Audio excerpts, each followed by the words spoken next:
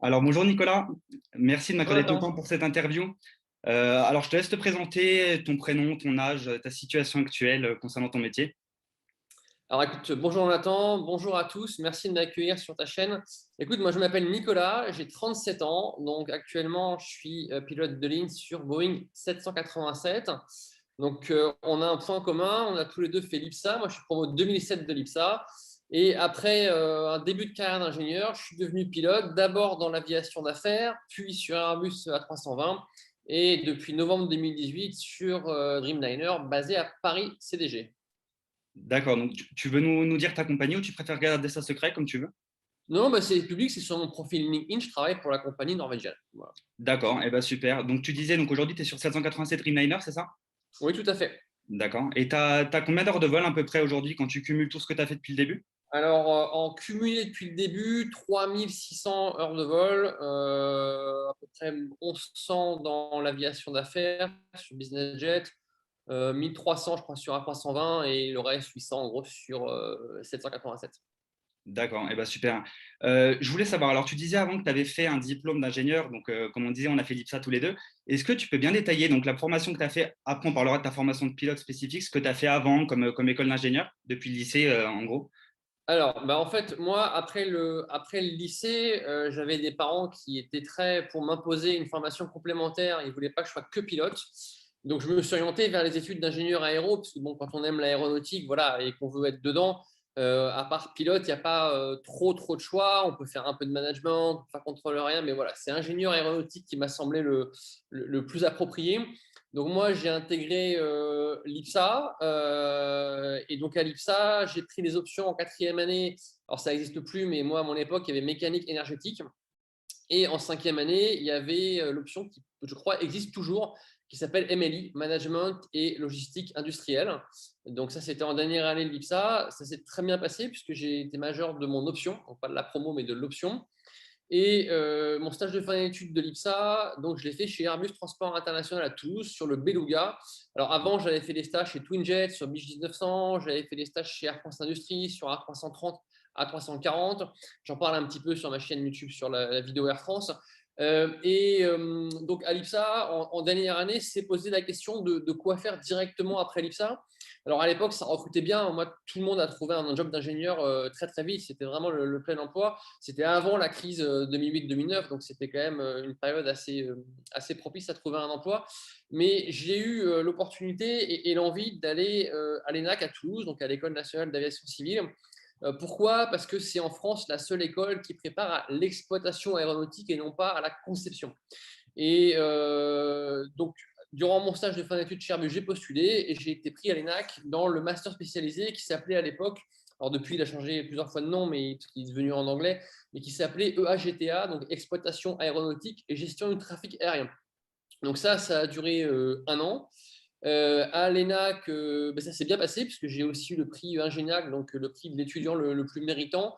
Le stage de fin d'études, je l'ai fait chez Dassault Falcon Service sur l'aéroport du Bourget. Donc déjà, dans ce qui m'intéressait, c'est-à-dire le monde des compagnies aériennes. Et chez DFS, ce qui s'est passé, c'est que le responsable de la qualité qui était en poste partait, puisqu'il voulait voler. Il avait trouvé un emploi de pilote, donc il quittait son boulot à la qualité chez Dassault. Et on m'a proposé le poste. Donc à 25 ans, j'ai pas beaucoup hésité parce que c'était quand même une opportunité de me retrouver N-2 dans la hiérarchie. Il y avait le président, il y avait la direction, et après il y avait nous, les responsables. Et avec quand même des contraintes, puisque j'étais jeune diplômé, donc l'aviation civile a imposé un recouvrement entre moi et mon prédécesseur pendant quelques temps. J'ai eu des formations complémentaires à faire. Enfin, il y a eu un certain nombre de process à mettre en place, puisque c'était un poste réglementaire, donc confié à un jeune diplômé. Et donc ça, c'était la chance que j'ai eue, c'est qu'ils m'ont proposé d'abord un CDD, justement, comme c'était un poste un peu réglementaire, pour me tester sur ces compétences-là. Et donc, j'ai eu un CDD qui, en gros, a commencé de novembre 2008 de mémoire et qui se terminait en juillet 2009. Et donc, pendant cette période, tout en travaillant, j'ai cherché une école de pilotage. Alors, je les connaissais déjà bien, mais je voulais vraiment faire une bonne école. Et à l'époque, il y avait en gros en Europe trois écoles qui se démarquaient. Bon, il y avait l'ENAC à Toulouse, mais pour le concours pilote, j'étais hors des limites d'âge. Après, il y avait Oxford au Royaume-Uni. Et en Belgique, il y avait la Sabena Flight Academy, donc l'ancienne école cadet de la compagnie Sabena, qui a fermé en 2001, mais qui était restée une école très connue et reconnue. Et donc, je me suis penché sur ce choix-là, le choix de la Sabena. Et donc, j'ai passé le concours. Et à l'époque, c'était 5 jours de mémoire, donc c'était assez long. Il y avait tout ce qui est psychotechnique, psychomoteur, anglais, entretien individuel, entretien de groupe. Il y avait même des maths et de la physique, je me souviens, parce que j'avais dû relire un peu les cours de terminale et première année qu'on a un peu oublié. Et j'ai étalé ce concours sur toute ma période chez Dassault. Et j'ai été pris de mémoire, je ne sais pas, en avril-mai. Et comme mon contrat se terminait fin juillet 2009, je n'ai pas renouvelé. J'ai pris un mois de congé en août et j'ai commencé en septembre la Sabena. Voilà un petit peu mon parcours scolaire. J'ai fait 2 ans à la Sabena Flight Academy, donc qui comprenait 6 mois et demi à Phoenix en Arizona, puisque la Belgique, pour des raisons de climat, hein, comme les Anglais, envoie leurs pilotes en Arizona pour se former à toute la partie vol à vue. Et nous, on a fait une bonne partie du vol aux instruments, mais selon les promos, ils modulent un petit peu. Donc, j'ai fait 6 mois et demi là-bas. Fin de formation sur Boeing 737 NG. Et là, j'ai été diplômé le 5 octobre 2011. Voilà, 5 octobre 2011 de mémoire. Et là, c'était le problème, c'est que c'était la crise financière. Donc, il y avait très, très peu de boulot. Il y avait une compagnie, en gros, qui a recruté, c'était Ryanair, et encore pas tout le monde. Et ils en ont pris en gros la moitié de ma promo. Et en fait, ce qui s'est passé, c'est comme j'avais déjà des bons contacts dans l'aviation d'affaires avec mon passé d'ingénieur, etc., et mes contacts personnels, eh bien, j'ai trouvé un job sur Cessna Citation Jet, donc était très très mal payé. Pareil, j'en parle dans une vidéo YouTube, j'ai gagné 500 € par mois, enfin, c'était un truc, voilà. Mais ça a duré mai, juin, juillet et mi-août, j'étais quasi parti parce que j'avais trouvé un remplacement. Donc pour démarrer, en fait, pour trouver un premier emploi, faire ses preuves, avoir des heures de vol sur jet. Et grâce à ça, j'ai pu après rentrer dans une compagnie d'aviation d'affaires. Donc, j'ai volé tous les CJ, le 1, le 2, le 3 et le 4. Surtout le 2 et le 4. Beaucoup d'heures dessus. Le 3, j'en ai un tout petit peu. Je vais avoir une dizaine d'heures de vol. Et le 1, 400 heures, un truc comme ça. Mais surtout pas 400 heures, pardon. Le 1, moins que ça, 100 heures. 400 heures, c'est sur le 2. Le 2 et le 4. Et ça nous amène à l'été 2016. Et alors là, c'était par contre le plein emploi dans le marché des pilotes. Ça recrutait de partout. Et donc, j'ai eu 2 propositions d'interview qui étaient Flybe sur Q400 et Wizz Air sur A320. Et là, je n'ai pas hésité un seul instant. L'A320, c'est un des avions, un des 2 avions, cette 37, voilà, qui ouvre toutes les portes, quoi, qui offre vraiment une carrière de pilote assurée. Donc, j'ai passé le concours Wizz Air, enfin la sélection, c'est pas un concours, c'est une sélection Wizz Air. Et j'ai été pris. Et donc, j'ai commencé comme ça sur A320. Donc, j'ai démarré vraiment junior FO, hein, donc ce qu'ils appellent voilà, junior first officer, copilote débutant. Je suis devenu senior first officer quand j'ai eu les conditions d'heure de vol. Et en parallèle de ça, grâce aussi voilà, à la formation d'ingénieur, en fait, j'ai eu tout de suite un premier poste au sol qui était ingénieur en gestion des menaces et des risques. Où il y avait un Ipsalien, mais il n'était pas là-dessus, il était sur une autre partie Medi, promo 2008, voilà, je ne sais plus ce qu'il faisait, mais voilà, pareil, il avait un poste d'ingénieur au sol et on fait l'IPSA. Et après, j'ai eu aussi, je suis devenu à la fin recruteur assistant et instructeur sol. Mais en fait, j'ai très peu exercé parce que je suis parti, le temps de faire les formations, enfin les sélections, les formations, je suis parti après sur Dreamliner et Dreamliner, donc depuis novembre 2018. Voilà. D'accord. Et Wizz Air, tu peux rappeler la nationalité de la compagnie, où est-ce que tu étais Alors, basé? oui, Wizz Air, c'est une compagnie qui est. Alors, officiellement, elle est hongroise, même si le siège social réel est à Genève, en Suisse, mais c'est quand même une compagnie hongroise. C'est-à-dire qu'elle a un siège en Hongrie. Elle a un AOC, donc en français, un CTA, un certificat de transporteur aérien qui est hongrois. Et en fait, Wizz Air, moi, j'ai été basé. Alors, en formation, j'étais un peu partout, beaucoup, beaucoup en Pologne. Mais après, j'ai été 1 an à Bucarest, en Roumanie. Et ce qui s'est passé, c'est qu'ils ont ouvert Wizz Air UK à Londres. Et comme j'aime bien l'Angleterre et que j'avais envie d'habiter Londres, je fais partie de la deuxième vague de pilotes partis chez Wizz Air UK. Donc là, c'est la même entité, mais c'est quand même un truc un peu différent. C'est-à-dire qu'on est sous certificat de transporteur aérien anglais, on est sous contrat anglais, etc. etc. Et c'était chouette. Enfin, les deux étaient bien, parce que moi, j'ai bien aimé aussi Bucarest. Les Roumains sont très, très sympas et très accueillants. Donc, j'ai aimé les deux, quoi. Et puis, ça m'a permis de voir 2 pays, vraiment d'y vivre au quotidien. D'accord, super. Et donc, tu disais donc, depuis novembre 2019, tu es chez Norwegian, c'est ça? 2018. 2018. 2018, excuse-moi, ouais, novembre 2018. Donc, il y a une compagnie donc, low cost norvégienne, c'est ça? Compagnie low cost norvégienne, alors à la fois low cost dans le business model du long courrier et à la fois un peu, alors ce que je dis, il faut le prendre avec des pincettes, mais compagnie entre guillemets nationale, c'est-à-dire que c'est une marque, c'est le label norvégian, quoi. Donc c'est voilà, c'est la marque Norvège à travers le monde. Mais par contre, je suis basé à Charles de Gaulle, donc ça c'est bien. Je suis de retour en France, donc c'est un confort de vie. Enfin, c'est un autre mode de vie. J'ai aimé l'expatriation, j'ai aimé découvrir d'autres pays, et j'ai après apprécié de rentrer un peu à la maison, quoi. Bien sûr, ouais. Et quel est le réseau du Norvégia, donc sur le 787, tu as du Los Angeles, qu'est-ce que tu as comme réseau Alors, on fait au départ de Paris, on ne fait que le vol long courrier US. On peut être mis en place dans d'autres bases. Ça m'est arrivé notamment quand le 737 MAX s'est arrêté de vol. J'ai été mis en place à Oslo, j'ai fait du Oslo-Dubaï.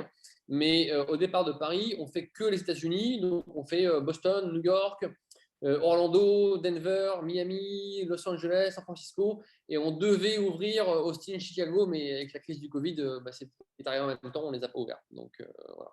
D'accord, super. Bah, c'est des belles destinations, en tout cas, aux États-Unis. Ah oui, oui, c'est une Euh, très très belle destination. C'est du vol transatlantique. Donc pour les spécialistes qui nous écoutent, ça inclut des procédures NATECHALA, donc tout ce qui est vol océanique, tout ce qui est aussi ETOPS. Donc c'est extrêmement intéressant au niveau de navigation. Bien sûr, j'imagine que ça va changer du court moyen courrier en Europe. Tu dois découvrir des avions différents et des méthodes de navigation différentes. Bah, c'est vraiment, là, c'est vraiment même un métier différent. Parce que quand tu passes du business jet au 320, dans les deux cas, c'est du vol court, moyen courrier. Donc le travail au quotidien n'est pas fondamentalement différent. C'est juste un avion plus gros. Mais bon, on s'y habitue très vite. Alors que là, c'est quand même déjà dans la gestion facteurs humains personnels, c'est des vols qui peuvent durer des fois 11 heures sur Los Angeles, 11h30 même selon le vent. Donc ça, c'est déjà à prendre en compte dans la gestion de l'équipage. On est 4 pilotes. Pas 4 pilotes, pardon, 3 pilotes, pardon. 3 pilotes avec un relief captain et un commandant de bord. Donc, on doit gérer ça tous ensemble. Il y a la gestion de la fatigue, et puis il y a la navigation, donc le vol océanique, etc. Mhm. Donc, c'est des choses très différentes. Là, c'est vraiment quand même un autre métier.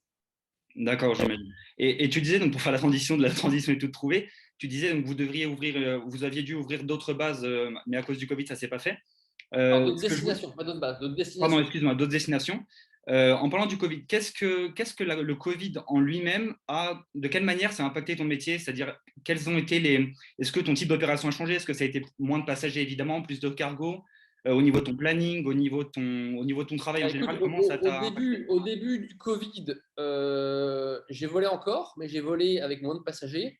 Donc, c'était quand même parfois moitié moins, donc c'était pas génial. Et après, on s'est arrêté de vol, comme beaucoup de compagnies aériennes dans le monde. Donc, on est passé en France sous régime ce qui s'appelle chômage partiel, en attente d'une reprise des vols éventuels. Donc, ça a très largement impacté le transport aérien. Ce qui est compliqué avec le Covid, j'essaie souvent de l'expliquer, mais c'est vraiment difficile de trouver les mots justes. La vérité, c'est qu'on ne sait pas. Ça, c'est pas le problème de quand ça va repartir, quoi, comment. Ça repartira un jour. Le monde est cyclique. Il y a des guerres mondiales et puis après, ça repart. Le monde est cyclique. Mais quand, quoi, comment, on ne le sait pas. La vérité, c'est vraiment ça. Les compagnies aériennes elles-mêmes n'y arrivent pas. C'est-à-dire qu'on voit, elles ont des spécialistes dans leurs effectifs qui n'arrivent pas à planifier des vols. Des fois, on arrête des lignes, on les roule une semaine après. Enfin, on regarde les grandes compagnies nationales, soit Lufthansa, British Airways, Air France. C'est vraiment de la gestion au mieux. Et ça, c'est très compliqué parce que quand c'est une crise économique, bon, déjà, il y a une cause qui est l'économie, on peut apporter des correctifs. Là, c'est en réalité beaucoup plus complexe parce qu'il y a un virus, donc il faut contrôler énormément de facteurs. Est-ce qu'on va réussir à maîtriser la propagation? Est-ce qu'on va trouver des médicaments curatifs? Est-ce qu'on va trouver des vaccins préventifs? Comment vont réagir les gens? Est-ce qu'il y aura des passeports pour voyager à travers le monde? Est-ce que les États vont rouvrir leurs frontières? Donc, ça dépend de tellement de données que la vraie vérité, c'est qu'on ne sait pas comment ça va repartir et quand ça va repartir. Ça repartira un jour. Moi, je suis d'une nature assez optimiste, donc je pense que ça repartira un jour, ne serait-ce que parce que les gens vont avoir envie de bouger. Je veux dire, après les confinements et notre couvre-feu, ils vont avoir envie de voyager. Mais le Covid a vraiment eu cette caractéristique qui est ne pas être prévisible dans sa sortie. Et ça, c'est quand même une donnée assez importante pour le transport aérien. C'est vrai, c'est exact. Moi, je suis un peu du même avis que toi. Je suis peut-être trop optimiste parce que je veux devenir aussi pilote, mais je reste persuadé que ça repartira d'une manière ou d'une autre. Après, comme tu dis, quand, ça va dépendre de tellement de facteurs. Ça, c'est vraiment l'inconnu. Vraiment l'inconnu. Ouais, ouais, ouais, c'est ce qui est compliqué aujourd'hui. Et c'est sûr que pour des futurs pilotes comme nous, c'est compliqué de se projeter, de dire quand est-ce qu'il faut se former, est-ce qu'il faut attendre, est-ce qu'il faut faire des études, etc. Donc, alors, pas pour mon cas personnel, mais qu'est-ce que toi tu penses, sachant que tu as de l'expérience, tu as traversé la crise, comme tu dis, tu es sorti dans la crise de 2008, en 2011, mais pendant la crise. Avec l'expérience de ton métier, qu'est-ce que tu penses que tu pourrais donner comme conseil que ce soit par exemple le fait d'avoir un diplôme comme tu as fait et comme moi je fais actuellement, parce que je suis en école d'ingénieur. Ce que tu penses plus d'une formation modulaire à intégrer en ce moment, qu'est-ce qui est le plus judicieux, que ce soit financièrement ou même au niveau du timing? Qu'est-ce que tu donnerais comme conseil à tous les futurs pilotes qui peuvent nous regarder pour Alors, les conforter dans ce choix-là? ça, c'est un sujet extrêmement sérieux parce que ça engage l'avenir de la personne et ça engage aussi même souvent des finances assez importantes. Euh, J'en parle beaucoup dans mes vidéos parce que c'est une question que mes abonnés YouTube me posent vraiment constamment. Euh, Moi, je pense que déjà, il faut aller vers du sûr. Bon, le premier truc qui est sûr, c'est la filière des CADR France. Alors, quand elle est ouverte, j'ai souvent des gens qui me disent, mais à ce moment, elle est fermée. J'entends bien, mais un jour, elle va réouvrir. Quand elle est ouverte, d'une manière générale, il faut viser la filière des CADR France. Donc, c'est gratuit.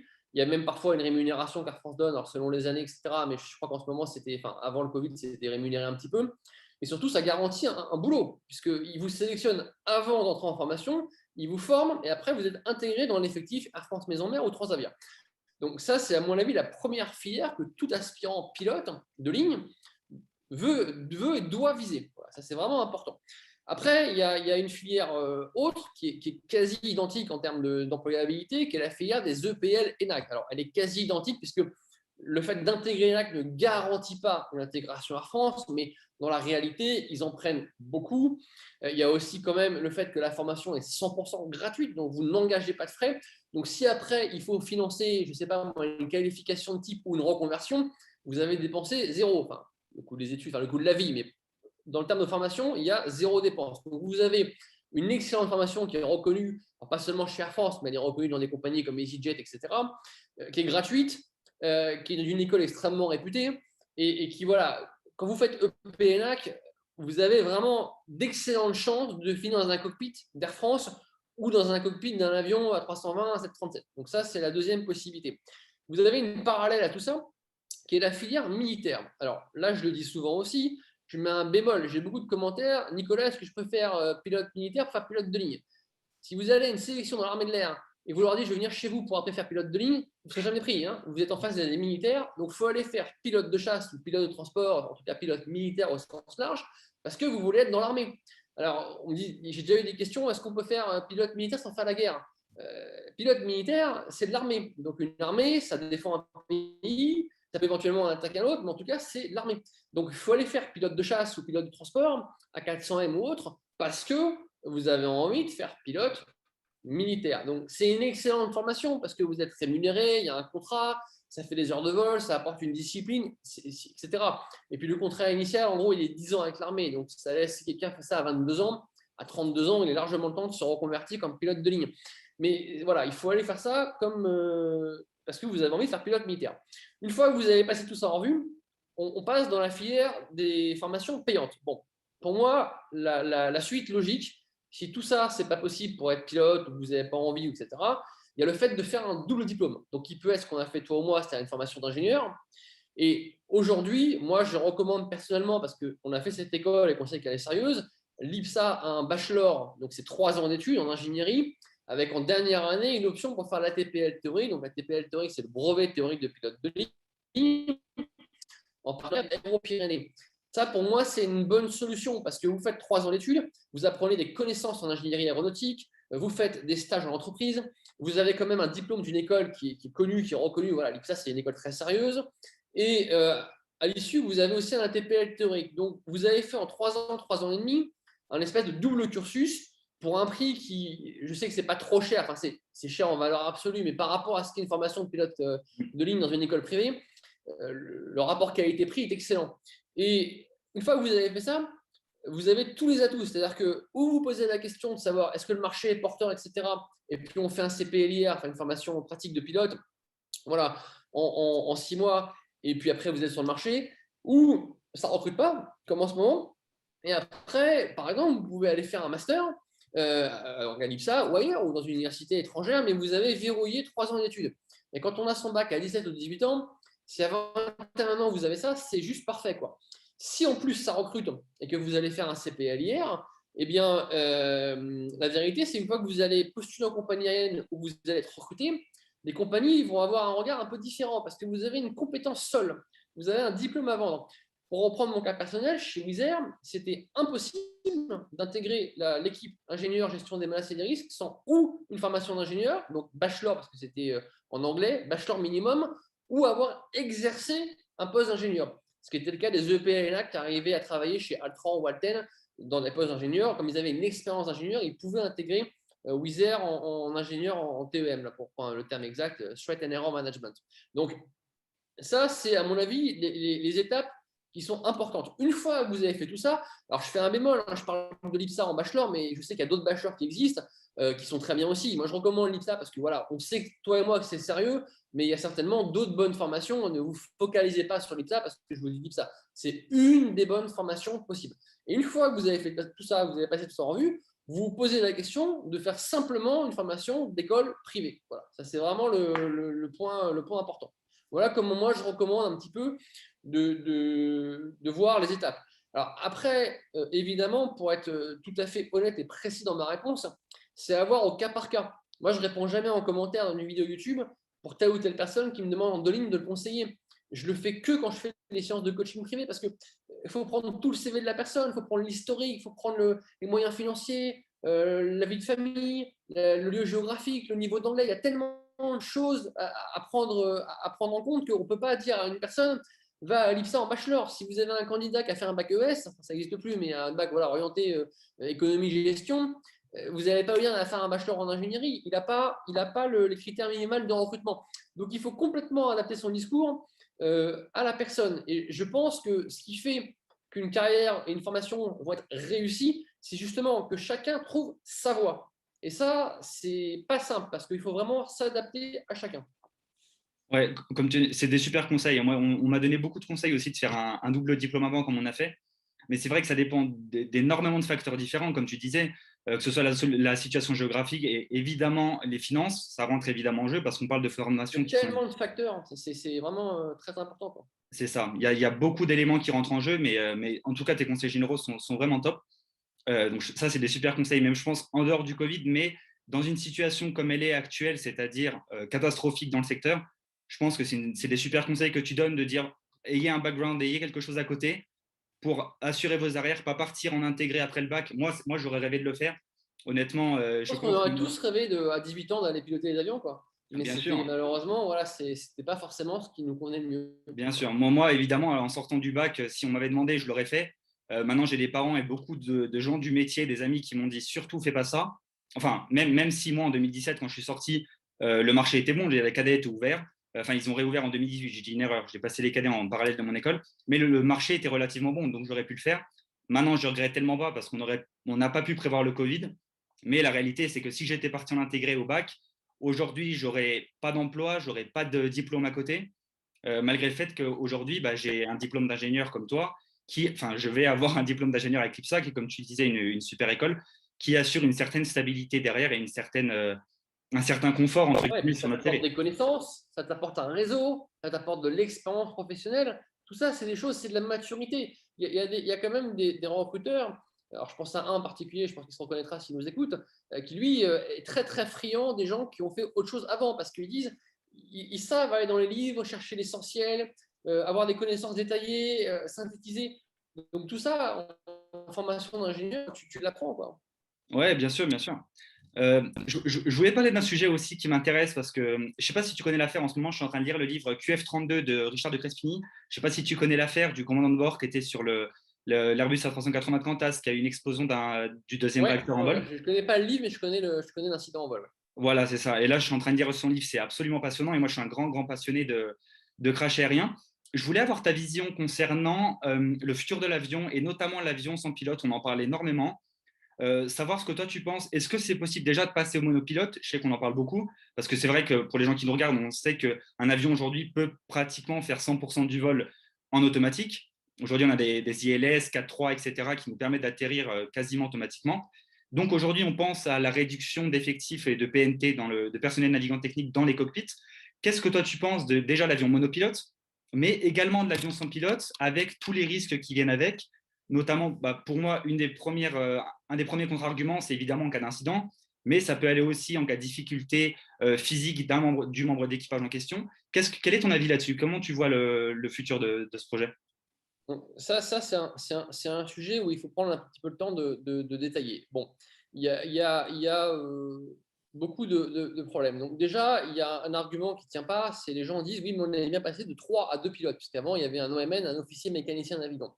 Mais un officier mécanicien navigant, comme son nom l'indique, ce n'était pas un troisième pilote, c'était un mécanicien navigant. Donc on a remplacé les instruments qui surveillaient par de l'électronique, de l'ordinateur, de l'informatique. Donc on n'a pas réellement remplacé un pilote, on a remplacé une troisième personne par l'ordinateur. Donc le cas est un petit peu différent. Sur le fait de passer au monopilote ou de passer à un avion sans pilote. Bon, il y a plusieurs problèmes. Le premier problème, c'est le côté psychologique. Est-ce que les passagers vont monter dans un avion qui est monopilote, alors peut-être monopilote, mais ou sans pilote? Est-ce que les gens, le commun des mortels, qui ne connaît pas le monde de l'aviation, sachant qu'il a déjà peur dans un avion classique, va monter dans un système qui est à 10 km d'altitude et qui est sans pilote?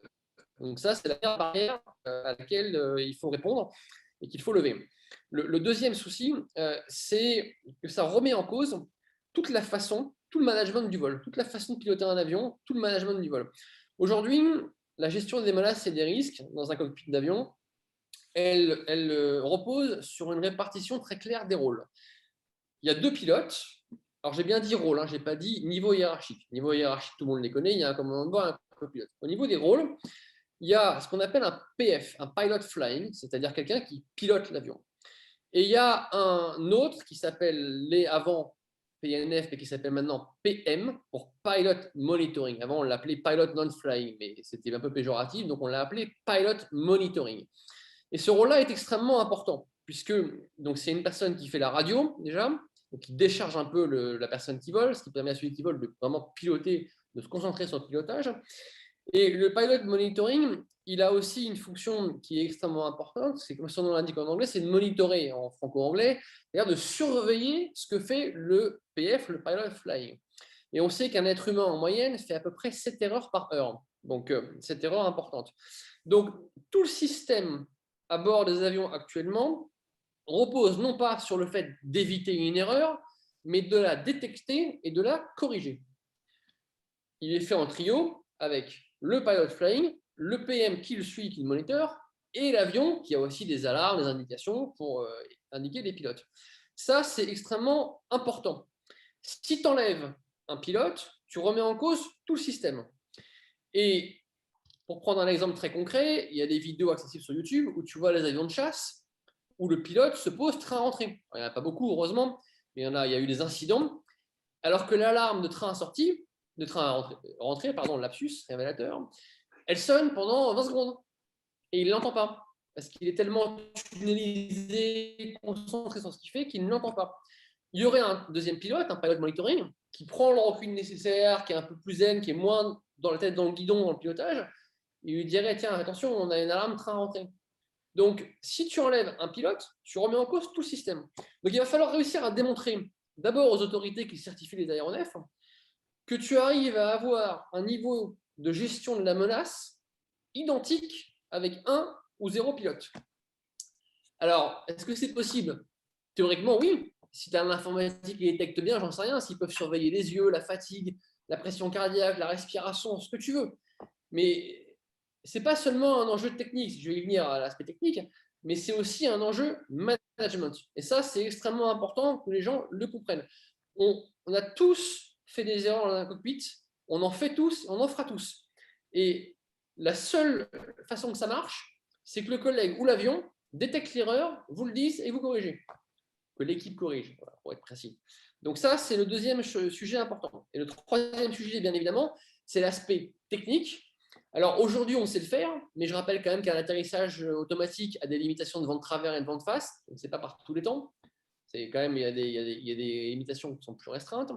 Il y a aussi le fait que tout système automatique aujourd'hui dans le transport, il fonctionne bien tant que tout va bien. Quand il y a une vraie décision à prendre d'intelligence, le système, il ne sait plus. Pour prendre 2 exemples très concrets, si vous prenez une voiture automatique qui arrive à un passage piéton et vous lui mettez un ballon et une vieille dame, qui choisit de renverser? Pour lui, c'est la même chose, c'est 2 obstacles. En tout cas, à l'heure où on parle. Il va falloir que le système ait une intelligence artificielle Donc, pour qu'ils l'apprennent et qu'ils détectent qu'il faut renverser les ballons et pas la vieille dame. Donc ça, c'est important. Donc ça, c'est l'intelligence artificielle. C'est aussi ce qu'on appelle en anglais du machine learning, c'est la capacité qu'a le système à s'auto-apprendre, à apprendre de lui-même d'une erreur ou des situations. Bon, si vous regardez des reportages sur les trains ou les métros automatiques, aujourd'hui, on arrive bien à faire des métros automatiques parce que le métro est dans une boîte, en quelque sorte, dans un tunnel. Donc, il n'a pas d'environnement. L'environnement, c'est le tunnel, c'est fermé.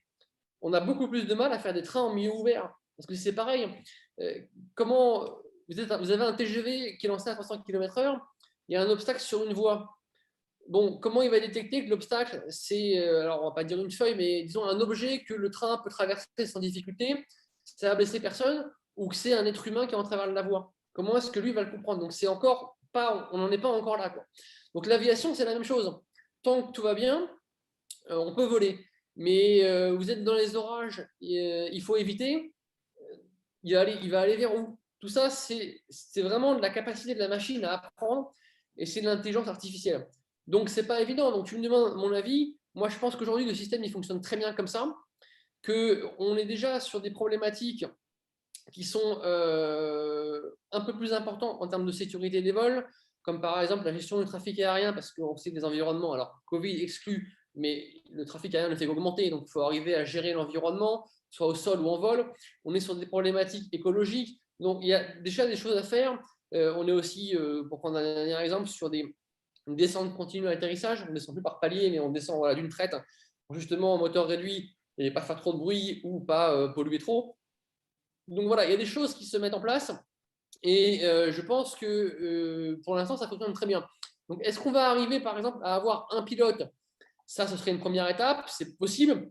Est-ce qu'on va arriver à avoir 0 pilote? Voilà, la question est posée. Et il faut bien distinguer, parce qu'on est entre ingénieurs, donc je sais ce que les ingénieurs font chez Airbus, il faut bien distinguer la recherche que peut faire Airbus ou Boeing. Oui, oui, dans un simulateur de vol, l'avion, il évite tout et tout va bien, de la réalité des faits et de l'intégration dans un environnement économique et opérationnel. Et ces deux choses sont deux choses quand même très différentes. Ouais, c'est super intéressant. Moi, je trouve le sujet absolument passionnant parce qu'on en parle beaucoup. Mais c'est vrai que tu as exposé tous les les grands problèmes et les grandes questions sur ce sujet qui, moi, je pense, va beaucoup évoluer parce qu'en plus, avec le Covid, peut-être on va aller peut-être vers une nouvelle sorte d'aviation. Peut-être que le Covid accélérera et sera un catalyseur de tout ça, de tous ces projets d'avions monopilotes et après sans pilote. Mais moi, je trouve ça encore compliqué. Après, peut-être que on sait peut-être pas se projeter encore dans 10, 15, 20 ans, 30 ans, on ne sait pas, ou peut-être dans un horizon beaucoup plus court terme. Et puis après, peut-être on verra que ça change et peut-être qu'on verra les avions sans pilote à Je moyen pense terme. qu'aujourd'hui, l'urgence, c'est que le transport aérien reparte comme il est normalement. Il y a des gens qui voyagent sans trop de contraintes, dans des conditions sanitaires et médicales qui sont bonnes, etc. Ça me paraît être l'important du transport aérien. Voilà. Pour connecter, le transport aérien, c'est quand même un facteur, on l'oublie souvent, mais c'est un facteur de connexion des êtres à travers le monde, et c'est un facteur de paix, puisque ça permet aux gens de se rendre dans un pays, une culture différente, et de créer des liens entre les hommes, avec un grand H. Donc c'est quand même un élément important. C'est vrai, c'est vrai. Écoute, ton avis est super, je trouve ça vraiment passionnant. Pour terminer cette interview, donc j'ai vu et on en a parlé en privé, donc tu as écrit un livre et tu as une chaîne YouTube. Alors sachez d'ores et déjà, donc les liens du livre en français et en anglais seront dans la description de la vidéo, ainsi que le lien de ta chaîne YouTube. Est-ce que tu peux nous parler rapidement de ce que tu présentes sur ta chaîne YouTube et ce qu'on peut trouver dans ton livre, la version anglaise, française, anglaise ou française, comme tu veux, voir ce qu'on peut y trouver dedans.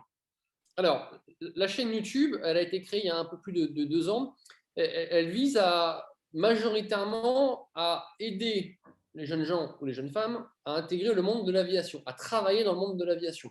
Donc sur cette chaîne, on parle et on expose le maximum de conseils pour devenir pilote de ligne, pilote de chasse, astronaute, pilote d'hélicoptère, ingénieur aéro, hôtesse de l'air, steward, etc., etc. Donc c'est ça majoritairement la chaîne YouTube. Après, ça se décline en plusieurs sous-parties. Il y a une partie formation, il y a une partie emploi, il y a une partie finance personnelle, etc., développement. Enfin, il y a vraiment beaucoup de choses, mais elle vise vraiment à aider les jeunes qui veulent intégrer le monde de l'aviation ou les adultes qui veulent faire une reconversion pour travailler dans le monde de l'aviation. Ça, c'est le premier point. Après, sur le livre, c'est un peu la même idée. C'est-à-dire que la chaîne YouTube, je l'ai faite parce que j'ai trouvé qu'il n'y avait pas sur Internet des vidéos qui présentaient les métiers de l'aéronautique, de l'espace, etc. Il y avait des chaînes ludiques, transport aérien, il y avait un peu d'interviews comme ce qu'on fait ensemble aujourd'hui, il y avait des choses comme ça, mais il n'y avait pas vraiment des vidéos qui synthétisent les filières d'accès au métier de l'aéronautique. Et le livre, c'est un moyen d'aller plus loin. Alors le livre, donc je l'ai écrit pour plusieurs raisons. La première raison, c'est que je me suis rendu compte que on n'enseigne pas aux jeunes dans les écoles de pilotage comment va être le quotidien du métier de pilote. On enseigne comment piloter un avion, les procédures, la technique, la théorie, etc., etc. Mais vraiment, comment on se comporte au quotidien. À quel moment on arrive à la salle d'équipage, comment on prépare un vol, comment on se comporte, à quel moment on mange, on dort, comment on intègre la vie de famille. Vraiment le quotidien du métier, comme tous les métiers ont aussi leur quotidien. Donc ça, c'est pas enseigné. Donc je voulais que les jeunes qui veulent trouver une réponse à cela puissent le trouver dans mon livre. La deuxième raison, c'était de faire un témoignage sur ce que pouvait être un exemple de parcours, parce que je ne suis qu'un exemple de parcours. Alors, on dit souvent avec humour qu'il y a autant de parcours différents que de pilotes dans les avions, mais c'est un peu exagéré, mais c'est un peu ça. C'est-à-dire que, voilà, quel a été mon parcours? Parce que c'est une question qu'on me pose souvent. Donc, il y a aussi, je détaille mes différentes étapes, avec bien sûr des expériences personnelles. Je vais beaucoup plus loin que dans une vidéo YouTube sur voilà, mon parcours scolaire et mes débuts en tant que pilote de ligne. Et le troisième point, c'est bien sûr parce que l'aviation, ça passe forcément par là. C'était de témoigner ce que c'est que voler, la magie de voler. Voilà. Le rêve, le fait de voyager, découvrir des destinations, le monde du ciel. Donc ça, c'était aussi quelque chose que je voulais témoigner. Donc c'était ces trois données qui m'ont motivé principalement à écrire cet ouvrage. Eh ben super. Eh ben, je trouve que c'est une super présentation de ta chaîne YouTube et de ton livre. Écoute, Nicolas, je voulais te remercier pour cette interview. C'est vraiment top. Merci à toi. Je te remercie Merci à d'avoir pris toi. le temps Merci à d'avoir tous. discuté avec moi. Je suis fier que ce soit un ancien Nipsalien qui soit la première Moi vidéo que aussi, je ça fais. sert à ça, les communautés d'amis, d'anciens élèves. Donc, c'est un grand plaisir. Exact, c'est vraiment top. Je trouve ça super. Je te souhaite d'excellents vols. Je te souhaite qu'avec le Covid, tout aille mieux et qu'on puisse revoler. Bah, à toi également et à tout le monde. Voilà. Et ben écoutez, à très bientôt. Merci beaucoup, Nicolas. Merci. Et à très vite. Au revoir.